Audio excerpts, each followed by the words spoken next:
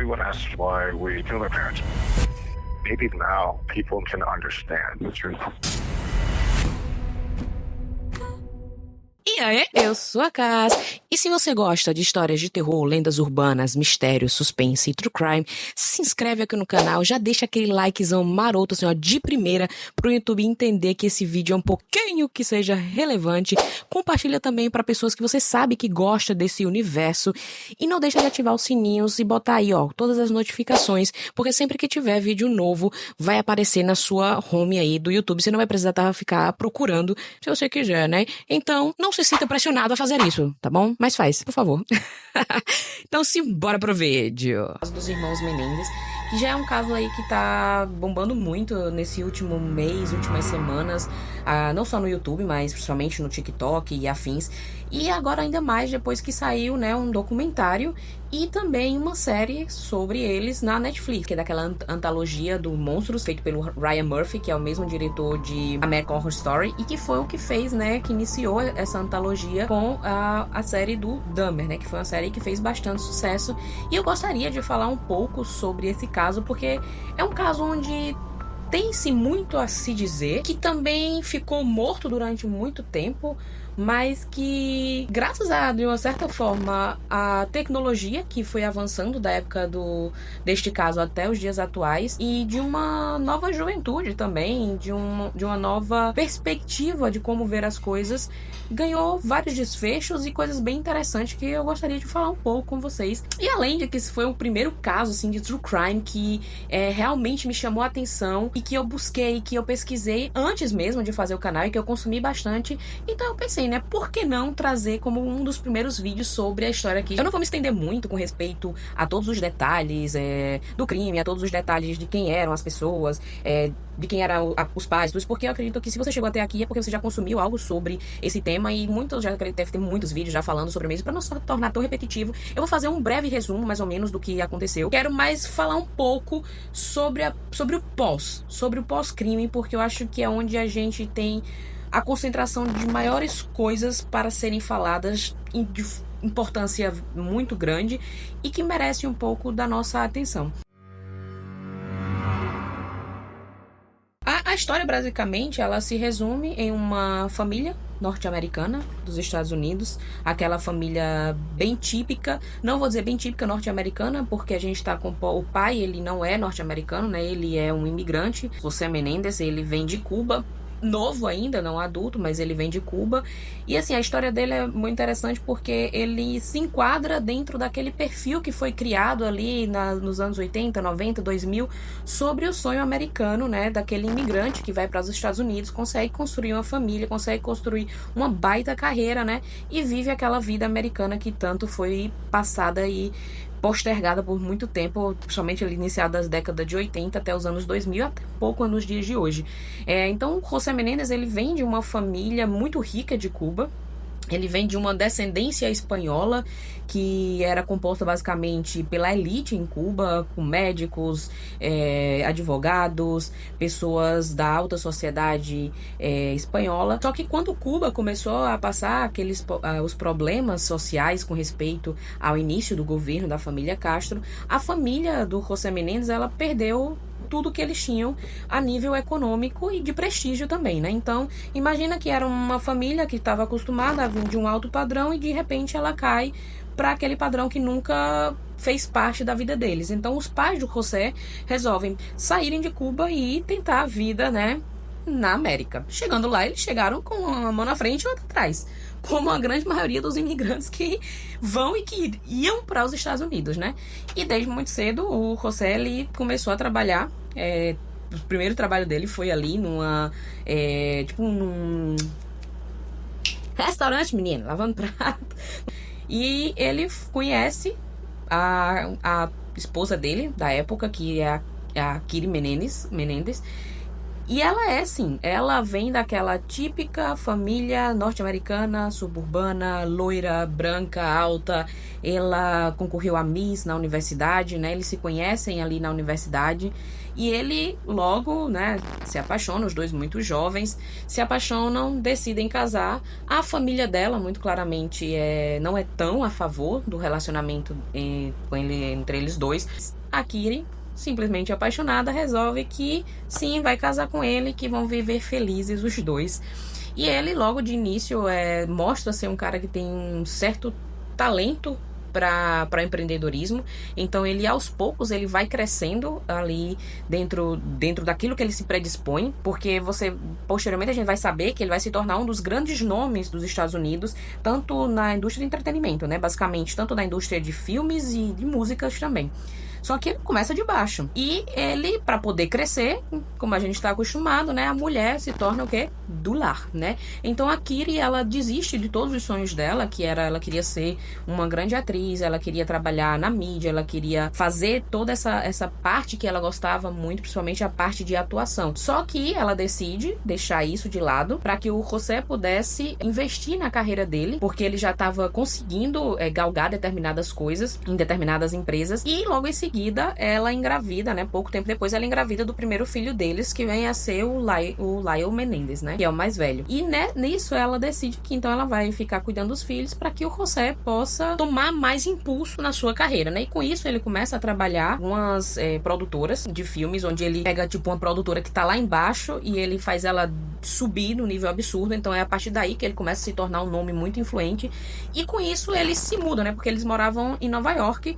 E como, querendo ou não, Nova York ela não tem toda aquela força do poderio industrial do entretenimento, tanto para filmes como para música, eles decidem se mudar para Califórnia. E ali eles já estão com o segundo filho, né, que é o mais novo, que é o Eric Menendez. E eles começam a crescer cada vez mais e o José Menendez começa a ter um poder dentro da indústria que ele está trabalhando muito grande e começa a ganhar bastante nome e começam a ficar uma família extremamente poderosa e rica nesse meio. Acontece, basicamente, antes deles se mudarem para Beverly Hills, é que os filhos são pegos roubando as casas das famílias, né, vizinhas deles. E para o pai aquilo era uma vergonha imensa, né? Não que pelo fato dele ser rico isso é uma vergonha, porque isso é uma vergonha para qualquer família, né? Ninguém quer que seu filho saia roubando, invadindo as casas de ninguém, né, gente? Pelo amor de Deus. Mas então eles decidem fazer o quê? Os filhos, no caso, o Eric, ele acaba tomando a responsabilidade, porque como ele era menor de idade, para que ele não cumprisse só uma pena ali de social, não precisava ser preso, então ele acaba assumindo a culpa de tudo isso. O pai vai lá, conversa com as famílias, algumas coisas os meninos já tinham vendido, então ele dá lá um cheque para cobrir, né, as coisas que eles tinham vendido, e eles resolvem se mudar de onde eles estavam morando para para Beverly Hills, porque não queria mais conviver ali naquele mesmo centro de pessoas onde tinha acontecido isso. De certa forma é entendível. Com esse julgamento, né, do Eric, além do serviço social, o juiz determina que ele tem que fazer sessões de terapia. E aí a gente vai entrar numa parte bem interessante, né? Daqui a pouquinho. Segura comigo. Fica aqui comigo, não sai não. E eles decidem se mudar. É aí que eles eles passam a morar em Beverly Hills, um dos CEPs mais famosos e mais caros que possam existir no mundo, porque é onde só mora, sabe a nata? A nata da nata da nata dos Estados Unidos e de todos os famosos que você possa imaginar, é justamente onde eles moravam, né? E aí, quando eles vão morar lá, é como que diz assim, não, a gente vai começar do zero, apaga essa história do que aconteceu lá dos roubos e tal, e a gente vai começar aqui do zero. Isso, os meninos já eram, de certa forma, não adultos, mas já eram um pouco mais velhos, não eram crianças, porque o Lyle era maior de idade, mas o Eric era menor de idade. Em 1889, ali em maio de 1889, a polícia recebe uma ligação do Lyle falando que alguém tinha entrado na casa e que tinha matado os pais dele. E no fundo você consegue ouvir, né, o grito, o choro, o desespero do Eric no telefone. E foi um crime que chocou toda Beverly Hills naquela época, né? Porque não era um crime comum de se acontecer naquela zona. Era uma zona onde a segurança era absurda, onde a taxa de criminalidade era basicamente zero. Era uma zona de ricos, né? Uma zona privilegiada. E não só por acontecer um crime naquela zona, senão pela barbárie do crime, né? Os corpos que foram encontrados, tanto do José como da Kiri Menendez, foram praticamente, não vou dizer alvejados, mas não foi só um tiro, ambos receberam vários disparos contra eles, e disparos de armas que causam um dano físico gigantesco, que é a espingarda ou escopeta. E não foi somente um, né? É tanto que depois, para quem assistiu Mindhunter, pesquisadora que ajuda a montar o perfil, né, de psicopatas, que é o que hoje é utilizado não só pelo FBI, mas pelo mundo inteiro, para você montar perfis de assassinos, sejam eles em série, sejam assassinos de um só homicídio, enfim. Ela, quando analisa o caso deles, né, ela fala claramente que a cena do crime envolve uma cena de muito ódio envolvido. Não foi algo tão capital como queriam dizer, né? Algo tão frívolo e fútil como dinheiro. A forma como os disparos foram realizados, tanto no José quanto na Kiri, porque os disparos nela são piores do que nele, são disparos que traziam muita raiva de quem havia realizado, né?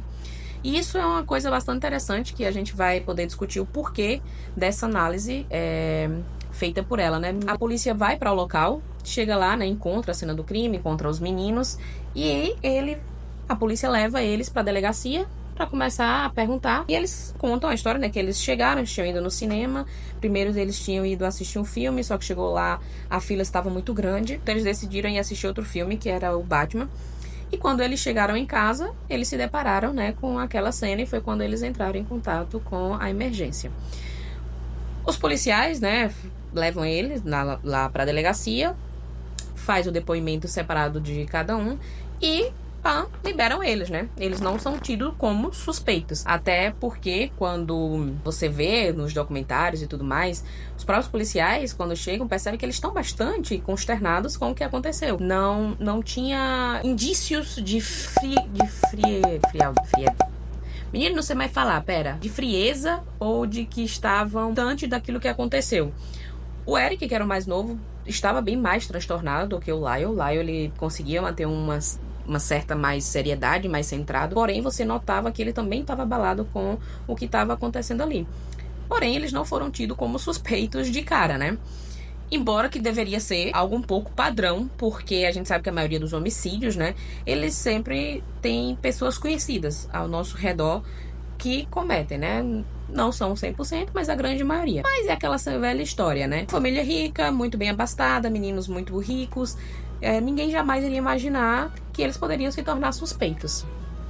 Que é uma coisa muito interessante que tem no documentário da Netflix, né? Que é o caso dos irmãos Menendez, porque ele é a primeira vez que qualquer mídia traz algo mostrando por eles mesmos, tanto pelo Lyle como pelo Eric, né?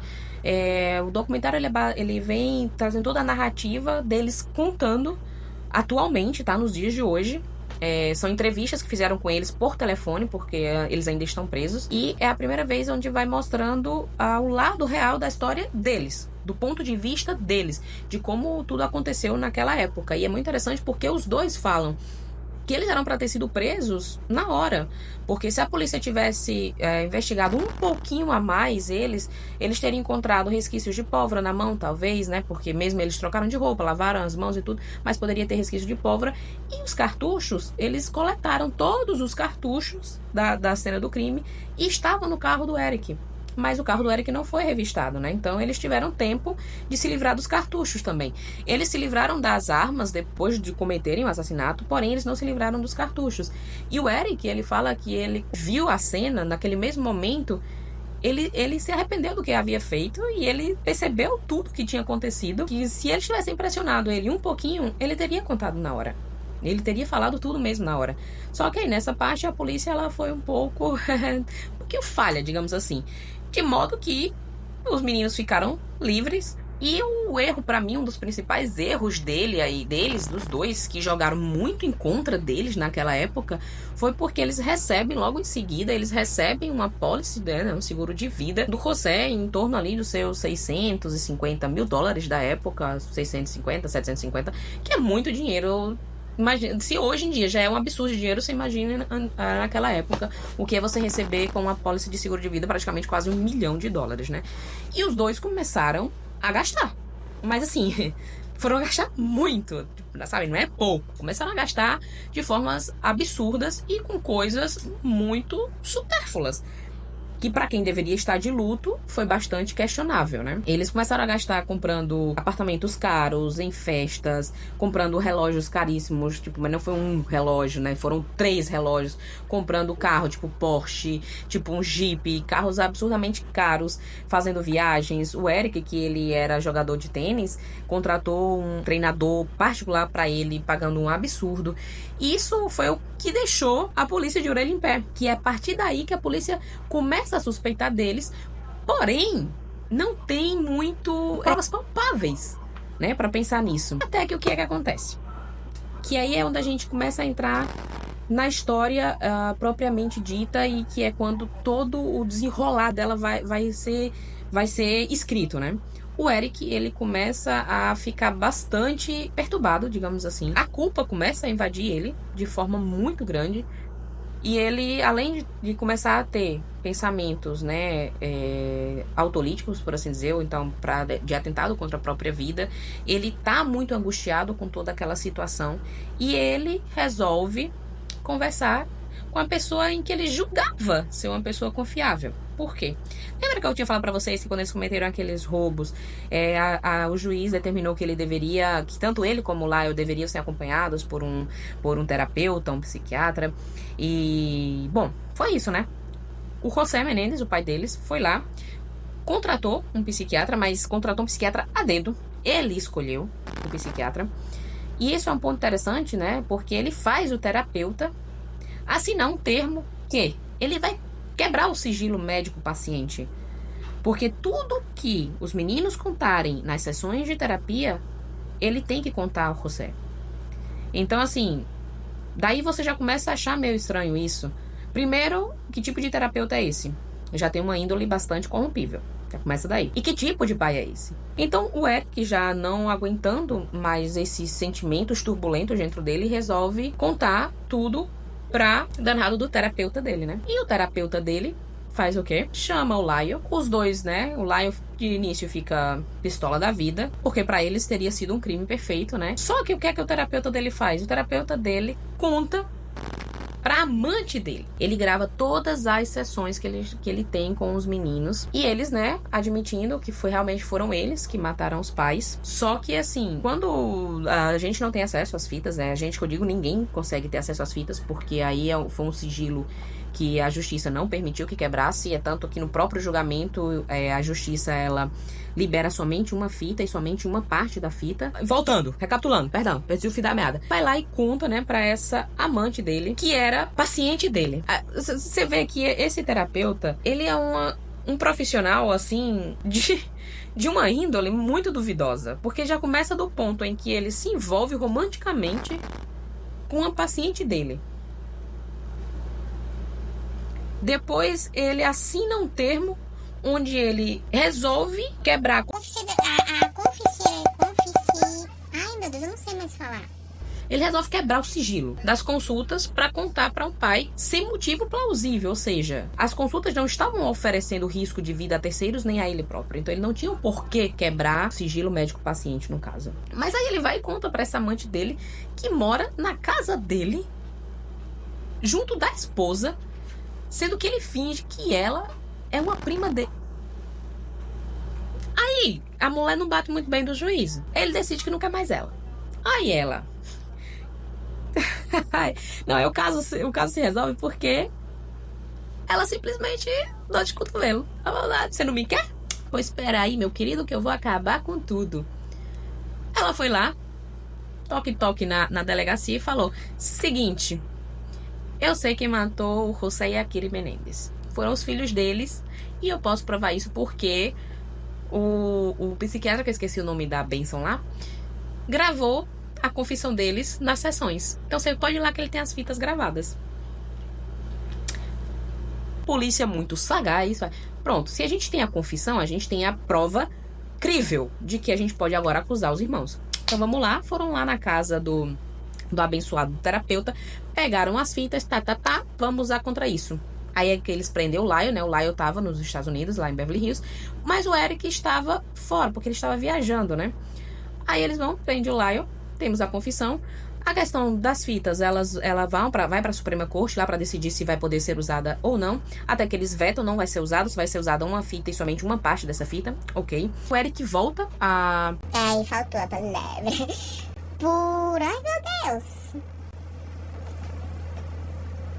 Faltou a palavra agora. A indicação. Por orientação do advogado de defesa deles, né? Que manda ele voltar para poder montarem a defesa, né? Aí, de início, eles se declaram inocentes. Até que muda de advogado. E é onde a gente vai, né, ter a presença de duas advogadas. Uma que vai ser a advogada do Eric. E outra que vai ser a advogada do Lyle. Que pra mim, né, são duas advogadas fantásticas, principalmente a do Eric. E que ela meio que percebe que o crime ali vai muito além do que toda a promotoria estava querendo colocar, que era um crime por bens capitais, né? Que eles mataram porque eles queriam uma herança dos pais, né? E ela quem percebe que tem alguma coisa estranha ali. E a advogada do Eric, ela já vinha de um caso muito intrigante e que é o que vão deixar a maioria das pessoas com um pé atrás com respeito à defesa que eles vão montar em cima dos meninos, né? O crime ele foi realizado em maio de 1889, porém os irmãos eles só são presos ali no iniciozinho mais ou menos dos anos 90 e o julgamento, né, deles só vai ser realizado 4 anos depois, ou seja, em 1994 é quando acontece o julgamento. E aí, durante todo esse período, eles ficam presos e eles a defesa, né, vai montando a causa deles. Que aí é onde vem toda a história que trouxe toda essa bomba, digamos assim, sobre esse caso, por conta que quando eles chegam em julgamento, a defesa dos meninos, ela é muito clara. A gente não tá dizendo que eles não cometeram o crime. Sim, eles cometeram um crime. E sim, eles devem pagar pelo crime que cometeu. O que a defesa quer mostrar é o motivo desencadeante do crime. O que levou 2 jovens ricos, que aparentavam ter tudo, que viviam na alta sociedade, a cometer uma barbárie contra os próprios pais. Esse era o ponto-chave da defesa. Enquanto, por outro lado, a gente tinha uma promotoria que estava enfiando enfiando um prego em uma única hipótese. Eles mataram porque queriam a herança dos pais.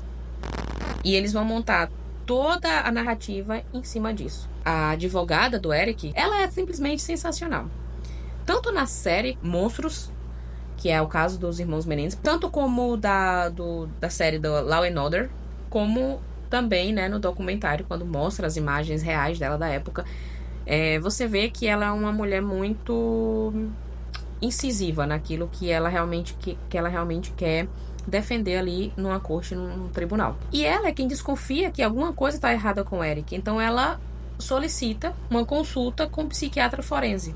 E esse psiquiatra forense é quem consegue descobrir o real motivo pelo qual os irmãos cometeram o assassinato tão atroz dos seus pais, né? E o Eric começa a contar realmente o porquê. E é aí que vem a notícia que deixou assim meio muita gente em dúvida e que deixou muita gente pensando realmente foi isso e que trouxe um lado da sociedade da época, né, obviamente, muito vil e muito feio e como a gente olha como o ser humano ele pode ser tão, não tenho nem palavras assim, mas como o ser humano ele não tem um pingo de empatia. E a gente vai chegar lá. Por quê?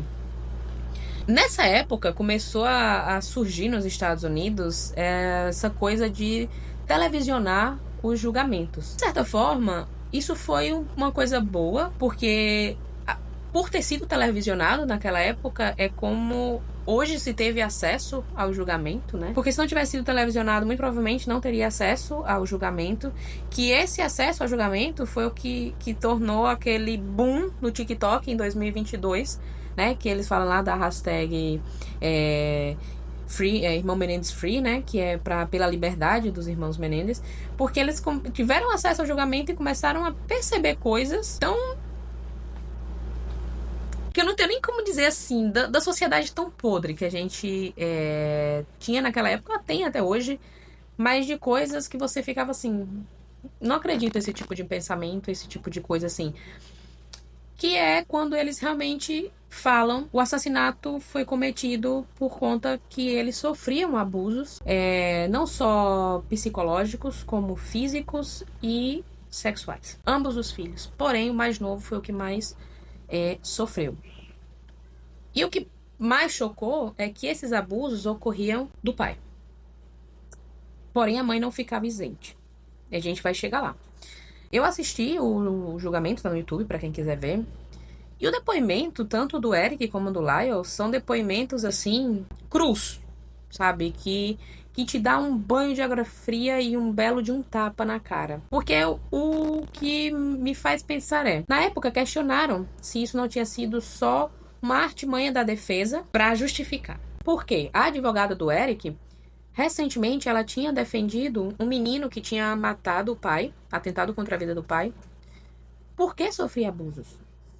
E ela conseguiu isentar ele. Tem uma síndrome que se chama, que é a síndrome da mulher espancada, que era antigamente, né, que é aquela questão onde a mulher ela sofre abusos tão constantes, tanto abusos físicos como psicológicos, que chega um momento em que ela tenta dar cabo do abusador, só que óbvio que ela não vai fazer isso com ele na sua plenitude de defesa, né? Esse mesmo termo, ele depois, posterior, passou a ser utilizado justamente a síndrome da pessoa abusada, porque como a gente vê hoje, tantos casos de crianças que são abusadas, por exemplo, na indústria, né, na mídia, como a gente teve o caso da Nickelodeon, da Disney, enfim. E era muito pouco falado sobre isso, e principalmente sobre crianças e homens. Então, quando eles relatam isso, a mídia da época simplesmente faz chacota deles. Mas era uma chacota que a própria família deles, né? A gente vê no documentário que a própria família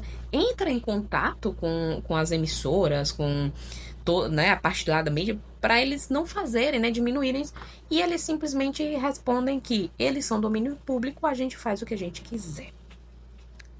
Sabe, o ponto da balança não é sobre verdade ou mentira nesse quesito. Eles poderiam estar mentindo, eles podem estar mentindo, mas o ponto é, quem sou eu para julgar que isso é mentira a ponto de fazer chacota de algo tão sério e tão cruel da vida de uma pessoa? Você que tá de fora, você não tem como dizer que a pessoa que foi abusada está mentindo ou não. E quando você assiste o julgamento e o depoimento, né, de todas as pessoas que vão lá, é muito pesado e muito chocante, porque o que me pega no ponto é, se eles estão mentindo, por que a família, tanto do pai, principalmente a do pai, fica do lado deles e a irmã da mãe deles também fica do lado deles?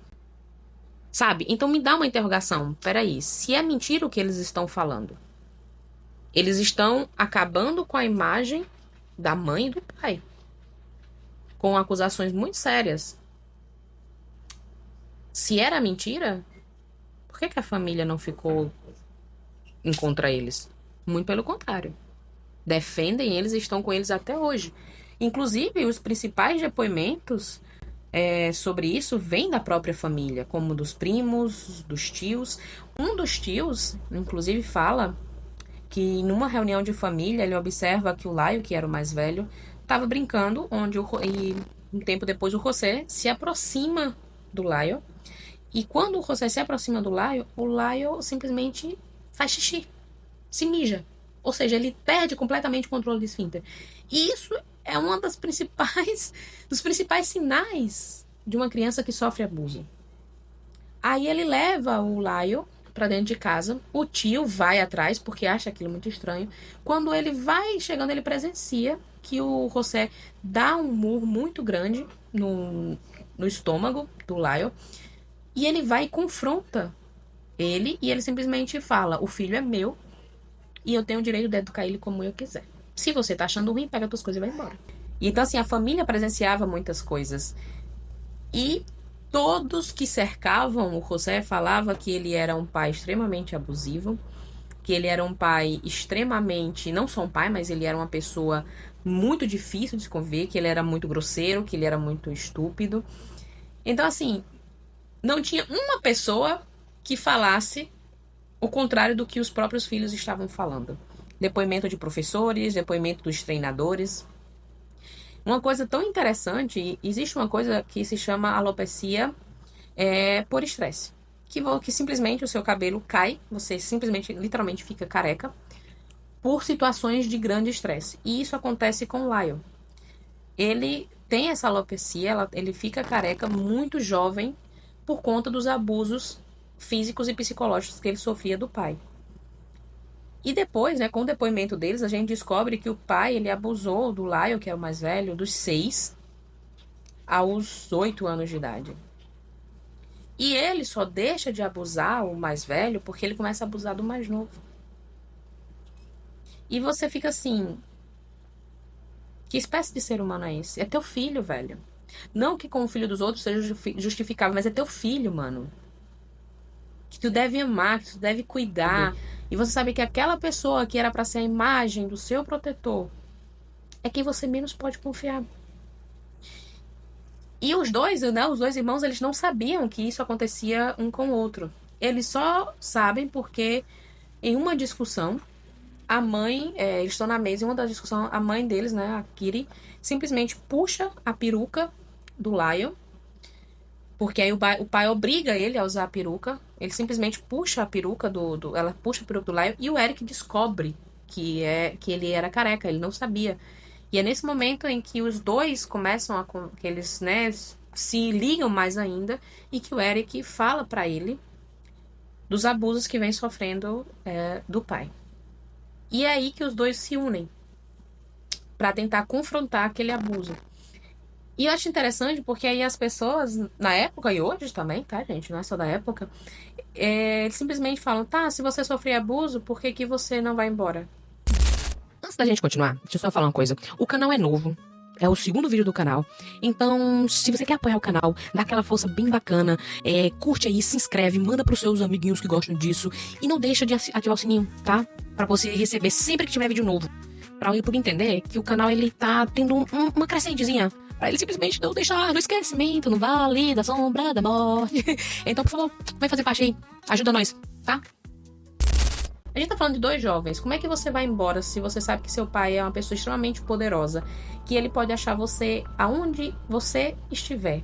Você não tem um centavo. Porque o pior de tudo é que eles eram milionários, mas não viviam uma vida de milionários. Sabe, eu não estou dizendo que porque você é rico você tem que esbanjar dinheiro ou viver uma vida extremamente luxuosa. Não é isso. Mas se você insere seus filhos em um meio onde uma sociedade é de uma forma e você priva eles de viver daquela, pelo menos semelhante àquilo, é muito complicado para a formação da própria criança. É tão interessante que tem no documentário da HBO, a psicóloga, ela fala que a atitude deles no pós-mortem dos pais de sair gastando não é porque eles queriam a herança ou porque eles estavam querendo somente o dinheiro, mas sim é uma forma meio que inconsciente que o seu cérebro coloca de: eu estou livre do meu abusador e agora eu tenho acesso a coisas que antes eu não tinha. Se você parar para pensar que uma pessoa extremamente milionária, dinheiro eles têm, então, por que privar de determinadas coisas? Isso meio que gera um certo conflito dentro da cabeça de criança, do adolescente, principalmente do adolescente, quando ele está em construção.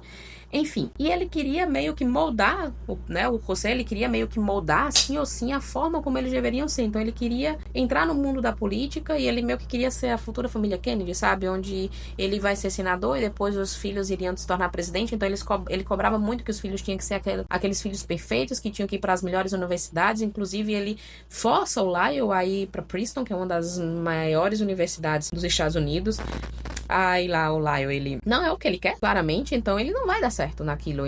E ele é expulso de Preston, que é onde ocorre uma das brigas também lá. Quando ele e o Eric descobrem isso, né, ele vai enfrentar o Fossek. E o Rosário fala, querido, o filho é meu, eu faço o que eu quiser. E o próprio Eric, né, no depoimento, ele fala que ele sempre ameaçava ele, né? Se você contar o que acontece entre a gente pra alguém, ele perguntava pro Eric, se você contar isso, o que é que acontece com você? Aí o Eric fala, você me machuca. Aí ele disse, não. O que é que acontece com você? Aí o Eric respondia, você vai me matar. Era esse tipo de abuso, sabe? É muito fácil para as pessoas que estão de fora, que nunca sofreram nenhum tipo de abuso, que nunca estiveram em um relacionamento abusivo, simplesmente, né, tacar uma pedra e falar, é muito fácil, você e eu deixava. Você não tem noção do quanto aquele pai, ele entrou na mente daqueles dois filhos desde muito pequeno. É tanto que não só no documentário, como na série, como no próprio julgamento, você percebe que eles vivem um conflito muito grande ali. Sabiam o que fizeram e o porquê fizeram, mas eles tinham aquele conflito de que ainda queriam ser amados pelos pais. E você percebe muito isso, que eles tentam ao máximo esconder o que estava acontecendo. O Lyle, ele escreve uma carta para o Eric, quando os dois estão presos antes do julgamento. A gente matou os nossos pais, mas não pelo motivo que eles estão falando. Não foi por dinheiro. Eu e você sabemos que não foi. Mas a gente não pode deixar os segredos da família vir à tona. Tem que deixar ele orgulhoso. Ou seja, você foi abusado sua vida inteira. No caso, por exemplo, o Eric foi abusado durante 12 anos. Todos os tipos de abuso que você possa imaginar. Difícil e pesado você saber que o pai manipulava de todas as formas,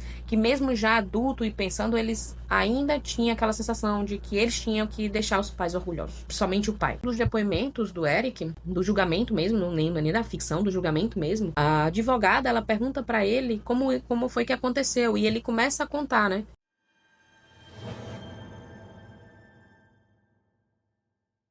Como foi que aconteceu? Que o início acontecia depois do esporte que ele praticava, o pai ia fazer massagem nele e ele fazia massagem no pai. Ia de toques, de mão, de boca, enfim. A advogada pergunta pra ele, você gostava?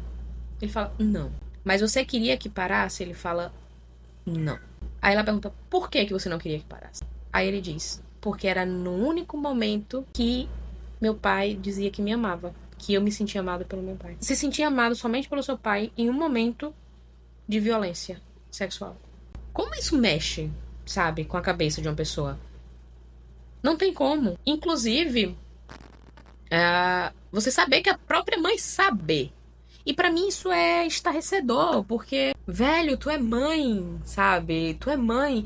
Mas ao mesmo tempo eu também entendo a psique daquela mulher que deve ter ficado. Imagina você saber que seu marido já não te quer mais porque ele supre os desejos dele dos seus próprios filhos. Isso é muito doentio. Isso é muito, muito doentio. E você parar pra pensar que aquela sociedade daquela época não conseguia enxergar isso e fazia chacota deles, sabe? A promotora do caso, pra mim, fala uma das barbaridades mais esdrúxulas que você pode imaginar. E o pior de tudo é que essa mulher, ela participa do documentário e ela ainda acha que tá certa. Mano, deixa eu te falar uma coisa, minha senhora. Errar, se equivocar, não tem problema. Todos nós erramos, somos seres humanos. Agora você permanecer ali no erro é burrice.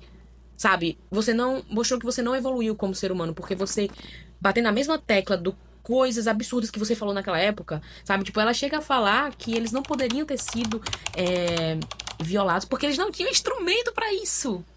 Era nesse nível naquela época, sabe? Ai, isso me deixa revoltada com esse tipo de pensamento. Que o mais interessante desse caso é que quando a gente assiste o documentário onde eles trazem alguns júris da época, né, do primeiro julgamento, sociedade tão machista e podre que todas as mulheres votaram a favor. Lembrando que a defesa não queria que eles não fossem julgados pelo assassinato. Eles queriam diminuir a pena. Eles queriam que eles fossem condenados por homicídio culposo, que é um homicídio que não é com a intenção de matar, né? A causa de que eles queriam colocar que o homicídio foi feito em legítima defesa putativa. Quando você antecipa um ato por medo ou por achar que o seu abusador, o seu violador vai cometer um ato contra você. Que foi isso basicamente que eles fizeram, né? Que eles dizem que cometeram porque eles acharam que os pais iam matar. E eles queriam que reduzisse a pena. Enquanto a promotoria queria condenar eles por um homicídio doloso, queriam pena capital, ou seja, eles queriam corredor da morte, eles queriam pena de morte. E os jurados, né, nos Estados Unidos, eles têm que votar unânime para poder dar o veredito, senão esse julgamento é cancelado. Todas as mulheres votaram todas as mulheres votaram a favor da defesa. Ou seja, elas acreditaram no que tinha acontecido, que eles iriam cumprir a pena de acordo com o que estava sendo proposto. Mas os homens votaram que não. Todos os homens votaram que não. Porque era uma cabeça que até hoje também, pelo fato de você ser homem, você não pode sofrer abuso sexual. What? E você vê que uma mulher, como uma promotora, falar isso. E outra coisa, a promotoria, ela tem que defender a vítima. Eu sei que eles estavam defendendo as vítimas, porque foram os que morreram. Em teoria, os que morreram não poderiam estar lá para se defender. Mas não tinha um ser que pudesse defender eles. Porque quando a pessoa é boa, por mais que alguém diga que ela fez isso de ruim, mas vai aparecer uma pessoa. Então, ninguém aparecia. A defesa chamou 52 pessoas para depois das 52, todas confirmavam o que os irmãos falavam. Nenhum deles chegou a presenciar de forma nítida e clara os abusos sexuais, porque os psicológicos e físicos, sim. Mas criança fala, criança pergunta. E você para pensar, assim, que era um ambiente tão tóxico quando você descobre no depoimento deles que o próprio irmão mais velho abusou do irmão mais novo. E a parte que do julgamento que ele pede desculpa, que a câmera mostra o Eric, mano, ou eles são uns psicopatas, assim, estrombólicos, são os piores que possam existir, ou eles são atores que Hollywood está perdendo. Não tem como não ser verdade. Inclusive, você vê o laudo dos próprios psiquiatras forenses que fala, inclusive, a própria, né, os traços psicopáticos, a própria psicopatia, esquizofrenia, qualquer transtorno mental que gere uma psicose, por exemplo, foi excluído. E o laudo dos próprios psiquiatras forenses que foram feitos na época fala que os abusos, a forma como eles contam, é muito real. E as pessoas simplesmente tiraram sarro, assim, tiraram um sarro absurdo. Aí o primeiro julgamento é anulado porque os jurados não chegam num consenso. E acontece um novo julgamento. Aí que, olha, é nessa parte aí que me dá um sentimento de revolta, porque aí você... Assim, poxa, a justiça no Brasil... Mas a justiça no mundo inteiro, porque não tem condições de isso ter acontecido. Aí o julgamento é anulado. No meio desse julgamento acontece o bendito do julgamento do O.J. Simpson, que é inocentado. Aí a promotoria que perde isso aqui, por politicagem, porque lá nos Estados Unidos o promotor, assim como o delegado, eles são eleitos pelo povo. Então vamos supor, se os casos que ele em teoria tem que defender para o bem da população não dá certo, a chance dele ganhar como promotor na próxima eleição é zero. Então, por uma mera jogada política, o que é que acontece? O julgamento é realizado, não pode trazer nenhuma testemunha que fale sobre os abusos, não pode usar nada referente a isso, ou seja, o juiz, que é o mesmo do primeiro julgamento, ele simplesmente vira para a defesa e fala: vocês não têm o direito à defesa. Zip it. Porque é somente a promotoria. E a promotoria cai em cima, falando com respeito de que foi um homicídio doloso e que eles querem a pena de morte. O que eles fizeram foi errado. Ninguém está querendo inocentá-los do ato terrível que eles cometeram. Mas que respondessem: você mandar a pena de morte uma pessoa que sofreu abuso a sua vida inteira, aí você vê como a justiça ela é falha em qualquer lugar do mundo. Porque a gente tá falando de seres humanos. E seres humanos, quando se diz respeito a poder, ganância, é aquela coisa, foda-se o outro, sabe? Empatia zero. Aí nesse novo julgamento, os jurados, eles decidem que eles são culpados pelo tipo de homicídio que a promotoria tava pedindo. Só que eles decidem que não vai ser pena de morte. Eles decidem pela prisão perpétua. Mas me deixa pensando, é uma coisa que um dos jurados falou, sabe? E esse foi um homem, veja só. Que ele fala com respeito assim: diante do que eles sofreram, se fosse eu no lugar deles, será que eu não teria feito a mesma coisa? E foi por isso que eles decidiram não dar a pena de morte e sim a prisão perpétua. Mas, como esse alvoroço do TikTok, talvez eles consigam a liberdade por uma prova que eles descobriram, porque a tia deles, a mãe de um dos primos deles que depõe lá no dia do julgamento, encontra uma carta que o Eric escreveu bem antes do fatídico dia do homicídio dos pais, onde ele fala para o primo que ele já tinha dito para esse primo que sofria os abusos. E ele fala pro primo, né, que ele continua sofrendo, que ele não sabe mais o que fazer, porque ele não aguenta mais, porque se ele vai dormir, ele já fica com medo, porque ele não sabe mais em que hora aquilo vai acontecer. Que a esperança que ele tinha, que era de ir pra faculdade, porque lá nos Estados Unidos eles têm o costume de sair pra faculdade e morar no dormitório. O pai simplesmente cortou, né? Disse, não, você não vai. Você vai pra UCLA, né? Que é a Universidade de Los Angeles. E você não vai pro dormitório, você vai ficar em casa. Então você imagina o sentimento daquele rapaz onde ele pensou que finalmente ele iria se ver livre. E a única chance que ele tinha de escapar daquilo foi tirada dele. Essa é uma das provas, né, estão tentando usar para poder reabrir o julgamento, né? Não sei se eles vão querer reabrir o caso, ou fazer um novo julgamento, ou diminuir, né? Reduzir a pena, não sei bem ainda como tá isso. E outra coisa também recente que surgiu, que deu mais força ainda à real história deles. Lembra que eu falei que o pai deles era muito influente na indústria da música? Então, o pai deles foi quem, digamos, descobriu e administrou um grupo muito famoso ali nos anos 80, chamado Menudos. Pois é. E um dos Menudos, recentemente, em um documentário também, ele veio a público, contou toda a história de abuso que ele sofreu na época que ele estava no Menudos. Não só do seu agente, como, adivinha só, do José Menendez. Pois é.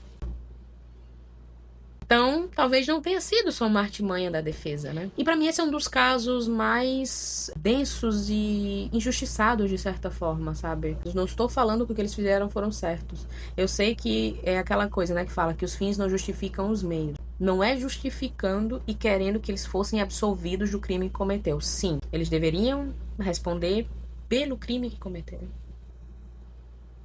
Mas justamente isso. Há uma diferença entre culposo e doloso. E realmente isso, com respeito à síndrome que eu falei, né? Que é a síndrome da pessoa abusada, ela realmente é real, gente. Realmente existe. E aquela coisa, você não pode esperar que uma pessoa que sofreu abusos a vida inteira, que ela sempre vá ter aquela reação. Vai chegar uma hora em que ela vai cansar daqueles abusos. E o que me deixa mais indignada é a forma de como as pessoas agiram naquela época, sabe? Quando você vê os vídeos da imprensa daquela época, sabe? Em você fazer chacota com o possível sofrimento do outro. Tá, se tu não acredita, é direito teu de não acreditar no que o outro está falando, mas não te dá o direito de fazer chacota com o sofrimento alheio, independente de você achar que é mentira. A sociedade, ela... Sério, na moral. Vamos esperar o desfecho, porque eu acho que vai vir muita coisa ainda. Então eu quero indicar, assim, pra vocês assistam comentários do da HBO, que é apenas sensacional. Assista também o da Netflix, que tá muito, muito bom. Porque ele traz testemunhas, ele traz a família, tem, né, eles falando, por telefone, mas é eles falando nos dias de hoje. Assistam Law & Order, True Crime, que essa é sensacional também, foi uma das primeiras que saiu. E também assista a série Monstros, né, que tá muito, muito boa. É uma ficção, e a série, ela meio que te deixa ali naquela corda bamba. Eu acredito, eu não acredito. Eu tenho a minha opinião, obviamente, por conta que antes das séries do documentário eu já tinha pesquisado muito sobre isso. Eu realmente acho que eles não mentiram com respeito aos abusos que sofreram. Você nota a sinceridade no depoimento deles ali, sabe? E não tem como uma pessoa, ela manter um personagem durante muito tempo. Eles têm alguns erros e tropeços que eles cometem, principalmente o Lyle. O Lyle, ele faz umas cagadas assim que você dá vontade de dar uns tapas no menino e falar, meu filho, acorda, sabe? Que isso também prejudica, de certa forma, um pouco o julgamento deles. Mas se você parar pra pensar que era um moleque imaturo na época, não que justifique, mas assim, você entende. Como as pessoas, elas se deixam enganar por uma superficialidade, sabe? Que aí o que eu acho interessante é que sempre mostra aquela foto bem típica americana, de família, né? Aquela família de imigrante que casou com um americano, que deram super certo. Só que ninguém sabe o que acontece quando se tira a máscara do sorriso, né? E ninguém sabe o que acontece por trás das câmeras de uma foto de família perfeita. Tão incrível como a sociedade, ela tem um pensamento onde é mais fácil você dizer que uma pessoa matou porque queria herança do que você saber e admitir que o ato que ela cometeu foi por anos de abusos físicos, psicológicos e sexuais. E que essa pessoa abusada é um homem, que era abusado por um homem muito influente, rico, por família, como se o seu status financeiro revelasse caráter, né? Como se os abusadores eles fossem só pobres e os abusados fossem só pobres. Daí eu me pergunto algo. Se os pais não fossem ricos, qual seria a desculpa da promotoria? Se a defesa mantivesse a mesma linha de pensamento. Que é como uma das juradas fala, né? Que os jurados homens falaram. Por que que um homem como José Menendez, rico, famoso, bem-sucedido, iria? Como se abusar de alguém fosse pelo quão bem-sucedido você é. Então é isso, pessoal. Eu espero que vocês tenham gostado. O vídeo ficou bem longo. Não quero trazer tantos vídeos assim, mas é porque era uma história muito larga que tinha que ser contada. Se você gostou, por favor, deixa aqui o seu like, se inscreve no canal se você chegou até aqui e ainda não é inscrito. Deixa aqui no comentário o que vocês acharam, o que vocês pensam sobre esse caso, se vocês assistiram, né, todos esses documentários, séries que eu comentei. Espero vocês na próxima. Vem fazer parte aí, ó, dessa galera super bacana aí, a gente trocar uma ideia bem legal. E não esquece de me seguir no meu Instagram lá, pra gente ter um contato mais direto. E é isso. Muito obrigada pela companhia de vocês. A gente se vê no próximo vídeo. Um abraço do meu lugar do mundo e tchau!